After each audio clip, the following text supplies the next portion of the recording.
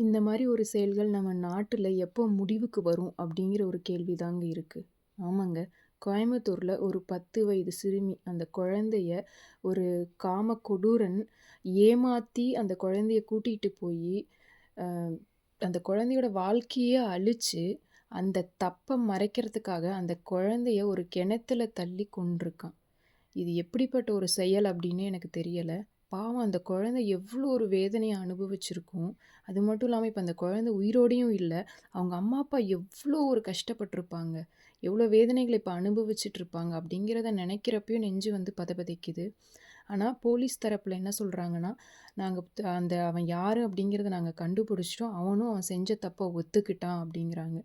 இந்த மாரி ஒருத்தனுக்கு வந்து என்ன தண்டனை குடுத்தா சரியா இருக்கும்? இந்த தப்பு மறுபடியும் யாரும் பண்ண மாட்டாங்க. அப்ப என்ன தண்டனை குடுக்கலாம் அப்படின்னு நீங்க நினைக்கிறீங்க? அப்படிங்கிறத கமெண்ட்ல சொல்லுங்க.